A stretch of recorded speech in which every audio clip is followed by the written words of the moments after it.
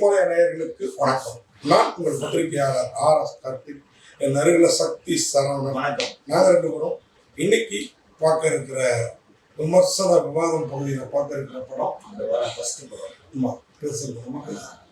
தி door. Hollywood படமா? Hollywood படத்துல மலையாளத்திலிருந்து பவானா தமிழ்ல எடுத்த படம். தமிழ், மலையாளம், ஹிந்தி, தெலுங்கு எல்லாமே போட்டிருந்தாங்க. பவானாவுக்கு தமிழ், மலையாளம், கன்னடம். ஆமா, ஒரிஜினல் தமிழ் தான். கன்னடம் மூணுத்தையும் மார்க்கெட் இருக்கிறதுனால மூணுத்தையும் ரிலீஸ் பண்ண பேசினது இருக்கணும். எம்புரான் வர்றதுனாலையும் வீரதூரன் சூரன் வர்றதுனாலையும் மலையாளத்துல இப்போ ரொம்ப தேட்டர் கிடைக்கலையா. ஸோ ஏதோ ஒரு பிளான் பண்ணிட்டு இருக்காங்க. நம்ம ஊர்ல ஆனால் இறக்குறாங்க. 28 த டோர். நம்ம கொஞ்சம் முன்னாடியே அவங்க ஃப்ரெஷ் ஷோ போட்டுருக்காங்க. ஏன் அதை சொல்றேன்னா, சில பேர் அங்கிள் எப்படி ஒரே நேரத்தில் 3 படத்தையும் பார்த்தீங்க ரிலீஸ்க்கு முன்னாடியே அப்படின்னு கேட்குறாங்க. 4 படம் கூட பார்க்குறோம் நம்ம.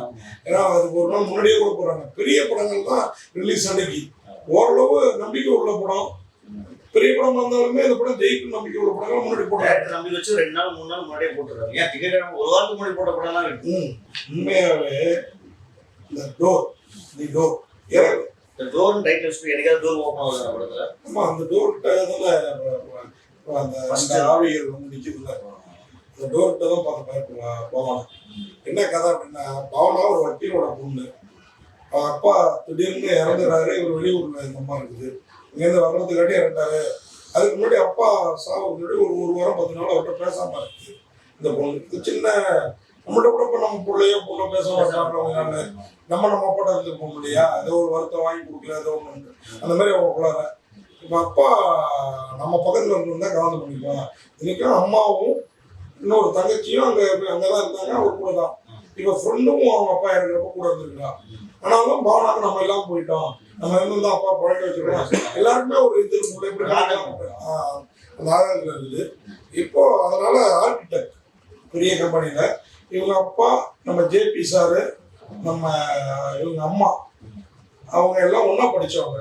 பவனோட அம்மா எல்லாம் காலேஜ் டேஸில் இவங்க அப்பா அந்த அம்மாவை லவ் பண்ணி கல்யாணம் பண்ணிட்டதுனால ஜேபியும் வாப்புங்கிற லெவலில் இவங்க அம்மாவே பேசுகிறாரு. அவர் ஒரு பெரிய கன்ஸ்ட்ரக்ஷன் கம்பெனி வச்சிருக்கிறாரு அங்கே மஞ்சரி. அவங்க தான் அந்த அம்மா கரெக்ட். ஜெயபிரகாஷ் தான் அந்த பாஸ். ஸ்ரீரஞ்சனி அவங்க தான் அம்மா கரெக்டரு.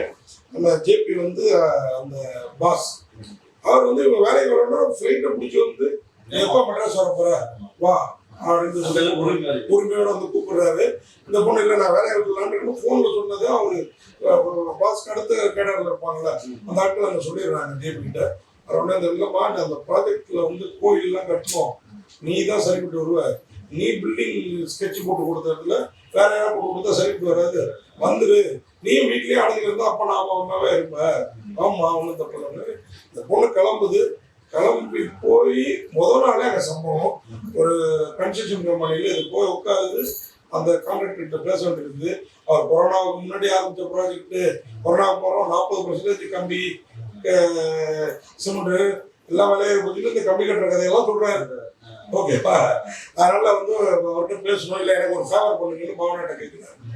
அண்ணே இல்லை நான் அப்படிலாம் பண்ண முடியாது, நீங்கள் வந்து பாஸ்கிட்ட பேசுங்க. இல்லை அவர்கிட்ட பேசணும் ஒத்துக்க மாட்டாரு, அவர் காலையே வாங்கிக்க மாட்டேங்கிறாரு.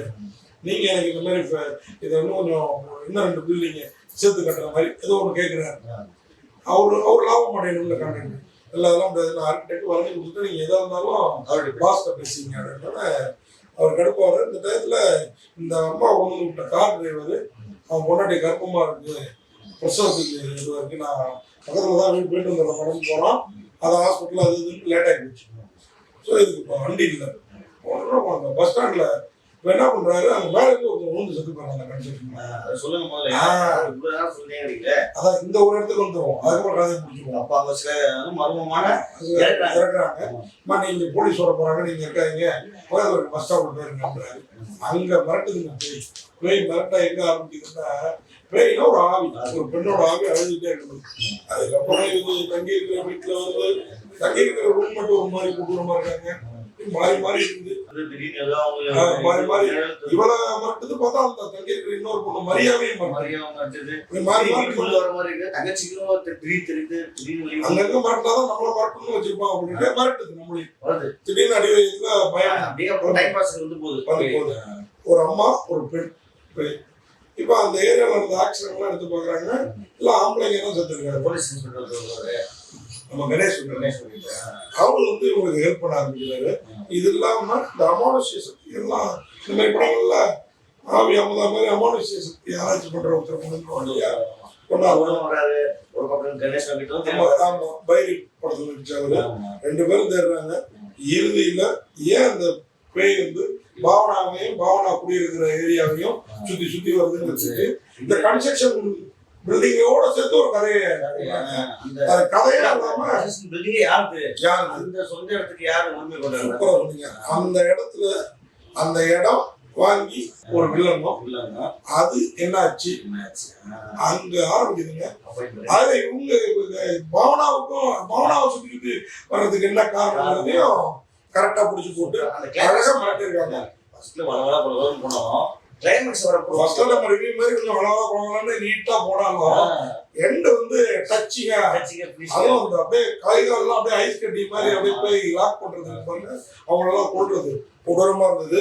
உண்மையாவே தி டோர் ஒரு வித்தியாசமான டோர் தான். இப்பெல்லாம் நிறைய டோர் உண்டு. அங்க கைப்பிடி போட்டது டோர்லாம் போய் இது ஒரு வித்தியாசமான டோர். உண்மையாவே இதுல வந்து பாவனா அவங்க வந்து ஆமா மித்ராங்கிற கேரக்டர்ல இன்னும் அந்த பயம் அந்த உணர்வு எல்லாம் கலந்த ஒரு இதை வந்து நடிச்சிருக்காங்க. கணேஷ் பேசிட்டே இருந்தாங்க. அதுவும் அப்புறம் ஒரு பொண்ணு ரூம்மேட் ரொம்ப பண்ணிட்டு போகுது. அதை திருப்பி ஆரம்பிக்கிறது கொஞ்சம் ஆர்டிபிஷியலா இருந்தது. அப்புறம் அந்த பொண்ணு பாத்தீங்கன்னா திடீர்னு மவுடி காடுங்கிற பாம்பு மாதிரி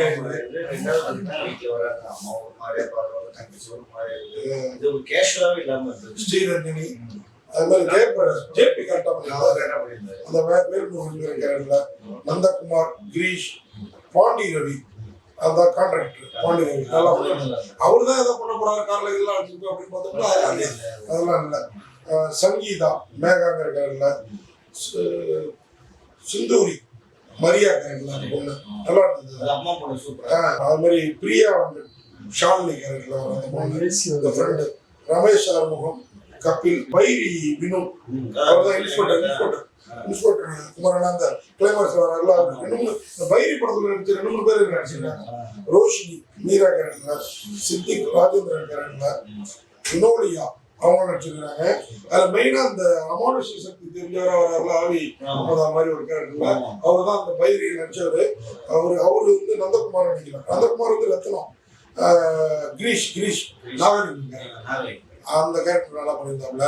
எல்லாருமே நல்லா பண்ணியிருந்தாங்க. இந்த படத்தை வந்து ஜெய்தர் அவர் தான் இயக்கி இருக்கிறாரு. கௌதம் ஜி அவரு தான் ஒளிப்பதிவு மிரட்டி இருந்தாங்க. அப்துல் விஜய் வந்து இன்னும் கொஞ்சம் கத்திரியை திட்டிருக்காங்க. படத்தோட போட்டுக்கலாம். மியூசிக் வரும் தமிழுக்கு ஏற்ற மாதிரி போட்டிருந்தாரு. அதுதான் ஆர்ட் டைரக்டர் கார்த்திக் சின்னதாயா. உண்மையா கார்த்திக் பேரு வந்து உங்களுக்கு வந்து கலைஞர் எந்த குறையும் இல்லை. மொத்தத்துல இந்த தி டோர் தந்தா பயம் வருதா இருக்கு. இந்த டோரை வந்து நீங்க மூடிட்டு தியேட்டர்ல உட்காந்தோம்னு வச்சுக்கோங்களேன், யாரும் டோரை திறந்துட்டு ஓட மாட்டாங்க. அடுத்து என்னன்னு இருக்கும் போட்டு போயிருக்காங்க. டோர் உங்களை தியேட்டர் டோர்ல எட்டி பார்க்குற அளவுக்கு மியூசிக் ஒளிப்பதிவு எல்லாத்துலேயும் மிரட்டி இருக்கிறாங்க. டோர் இந்த வாரம் திரைக்கு வருது 28ஆம் தேதி. பார்த்துட்டு எங்கள் கருத்துக்கு எதிர்கருத்து இருந்தாலும் சரி ஆதரவு கருத்து இருந்தாலும் சரி சொல்லிடுங்க அப்படின்னு சொல்லி விடைபெறோம். நன்றி. இந்த வீடியோ உங்களுக்கு பிடிச்சிருந்தா லைக் பண்ணுங்க, கமெண்ட் பண்ணுங்க, ஷேர் பண்ணுங்க, சப்ஸ்கிரைப் பண்ணுங்க.